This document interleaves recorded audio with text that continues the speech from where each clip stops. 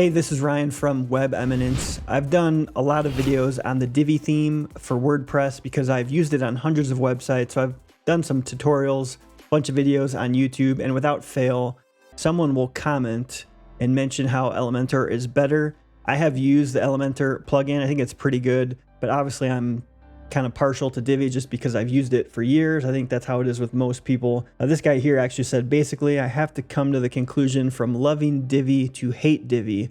Elementor crushes it. Divi's so freaking hard to change simple things without CSS. Dumb. So we'll give him a break on the grammar just because it's a YouTube comment, but we were kind of commenting back and forth. I asked him just to give an example of something that's easier in Elementor, and he said that's easy. Try adjusting the size of columns and adding columns, and the list goes on.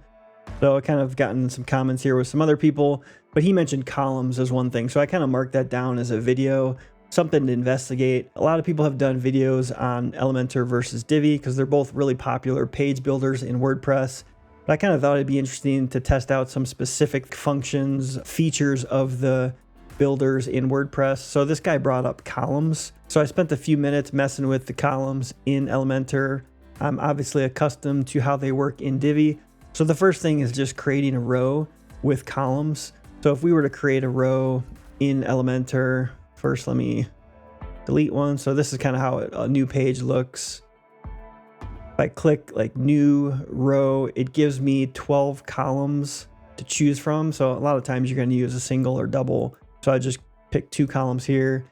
In the Divi builder, if you were to create a new row, it'll also ask you to pick a structure. They do give you more options, 20 options rather than the 12 in Elementor. Over the years, I've never really had to use anything other than these. I mean, 80% of the time I'm using probably one of these top 3. But anyway, we'll choose the second one. You notice it pops up an insert module box here just so you can kind of get going right off the bat.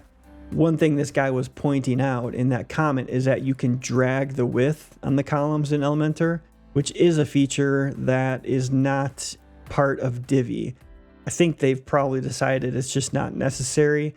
There have been a few times that I've kind of wanted to drag it, but instead, usually I'll just go back in here and, click 3. You can change the width on these. You can go in to a column, go into the row settings, and you see your 3 columns here. If I were to edit the first column, I could go into the advanced CSS and just put in a width of 10%, and that changes it. I've honestly never done that, never really had the need. So I think Divi theme developers probably know that 90% of the time or more, people are gonna be able to create their design with the built-in column structures.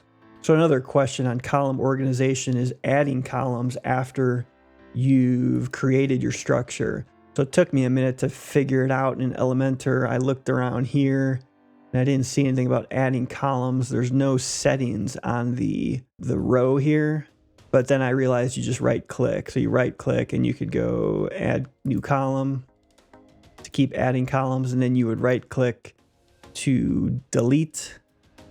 You right click a column, you could just delete it. So that's kind of how you add columns. It's a little more intuitive in Divi. If you go in the middle here, it's, they assume you want to add a column.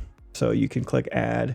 I can also change column structure and then choose one of the other structures. I don't think you're able to do that in Elementor. You could just add or delete and then drag them. A little bit different, but they both pretty much achieve the same thing.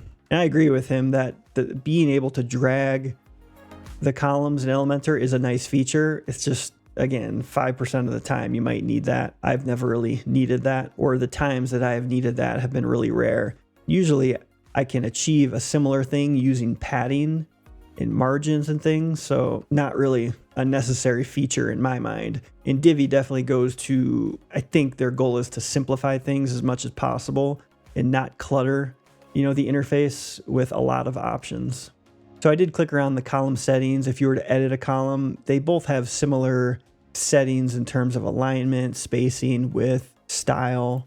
So I don't think either of them really takes it there. One thing that I do often use in Divi is just reorganizing things. They have a nice feature where you can go into the row settings and actually drag columns, so I can just reorganize things really quick.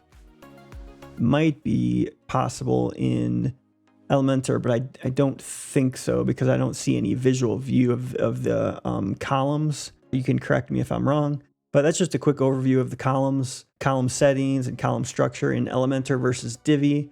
Let me know what you think, if I'm missing anything. Let me know which theme you think is better. If you want me to cover any specifics between Divi and Elementor, I do plan on doing more of these videos on these two theme builders to kind of see which ones are better with some of these different features. So I'll wait and see how this video performs to decide if I'm going to do more of these videos.